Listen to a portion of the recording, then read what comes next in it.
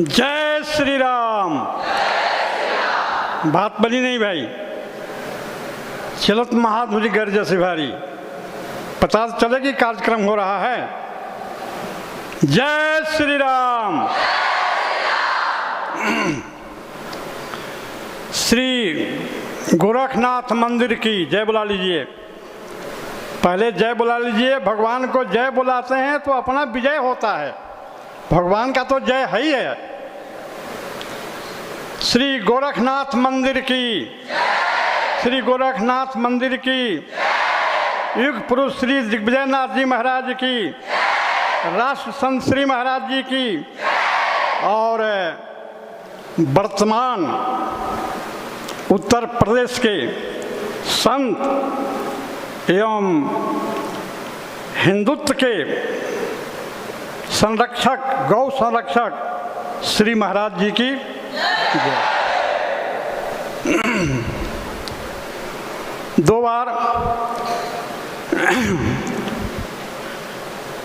अनंत विभूषित वीतरागी वीरागी त्यागी तपोनिष्ठ आत्माभिराम पुण्यस्काम श्री दिग्विजयनाथ जी एवं राष्ट्र संत श्री महाराज जी की श्रद्धांजलि सभा में उपस्थित मंच पर विराजमान सभी महापुरुषों को सादर सप्रेम मेरा दंडवत।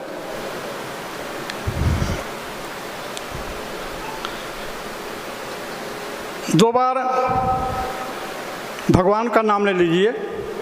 जय सिया राम, जय जय सिया राम, जय सिया राम, जय जय सिया राम।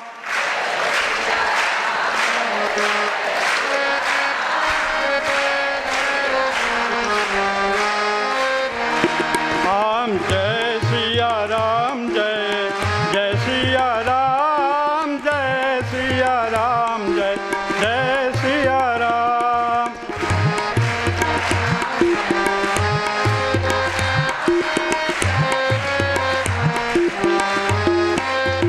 बोलिए सियावर रामचंद्र जी महाराज की।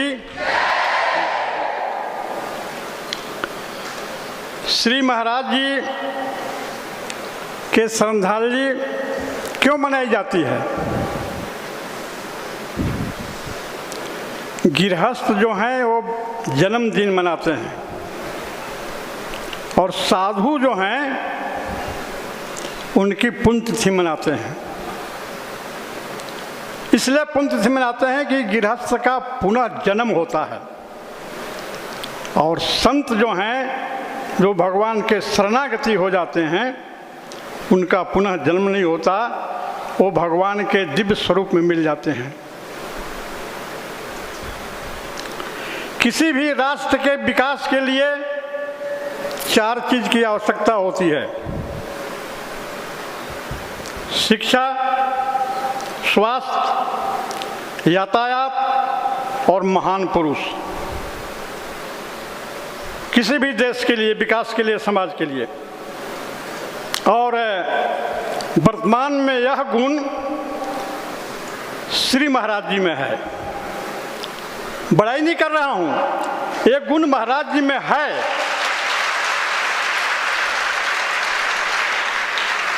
आप देखिए, शिक्षा में देखिए, इस समय 50-49 विद्यालय चल रहे हैं उत्तर प्रदेश में। पढ़ेंगे लिखेंगे तभी तो देश पर शासन कर सकते हैं। ये महाराज जी की देन है शिक्षा। और इसके बाद, शिक्षा के बाद स्वास्थ्य आता है। अगर हम स्वस्थ नहीं रहेंगे तो सीमा पर कौन लड़ेगा? इसलिए आप लोग जानते ही हैं कि हेल्थ इज वेल्थ, स्वास्थ्य ही धन है, स्वास्थ्य ही धन है। तो शिक्षा में भी और स्वास्थ्य में भी गोरखनाथ मंदिर सबसे आगे है। और विप्रधेनु सुरसंत, चार चीज के लिए भगवान का अवतार होता है, जिसमें गौ सेवा जो है यहाँ का प्रमुख है। गौ सेवा से ही प्रमुख है, इसलिए गोरखनाथ मंदिर कहा जाता है। और आप देखिए कितने विद्यालय चल रहे हैं, कितने बच्चे पढ़ रहे हैं, कितने बच्चियां पढ़ रहे हैं उत्तर प्रदेश में। ये सब महाराज जी की देन है। एक चीज और, एक जगह से खबर हमको मिली थी कि महाराज जी जगत में कौन परमानेंट आप सुनाए नहीं, तो लोग कहते हैं कि हमको परमानेंट बना दो। लोग कहते हैं कि हमको परमानेंट, चाहे वो नौकरी में हो चाहे कोई हो, लेकिन जगत में कौन परमानेंट, जगत में कौन परमानेंट, तेल चमेली वो के साबुन चाहे लगा लो सेंट, आवागमन लगा दुनिया में, जगत है रेस्टोरेंट, जगत में कौन परमानेंट।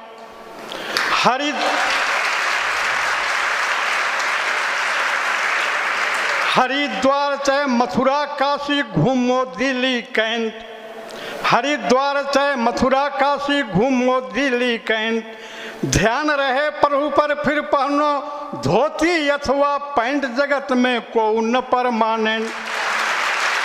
फिर क्या करो, कहा साधु संत की संगति कर लो, साधु संत की संगति कर लो, ये सच्ची गवर्नमेंट। और सुरेश दास कहे इस दफ्तर से मत हो ना एब्सेंट, जगत में कौन परमानेंट, जगत में कौन परमानेंट।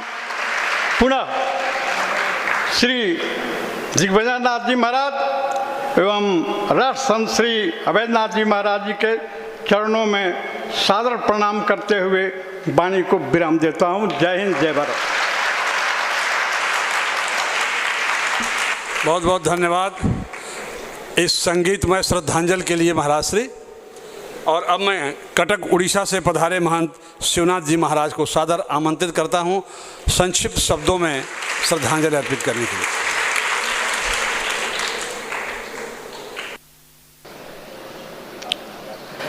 सदाशिवसमारम्भां गोरक्षनाथमध्यमाम् अस्मदाचार्यपर्यन्तां वन्दे गुरुपरम्परां, वन्दे गुरुपरम्परां।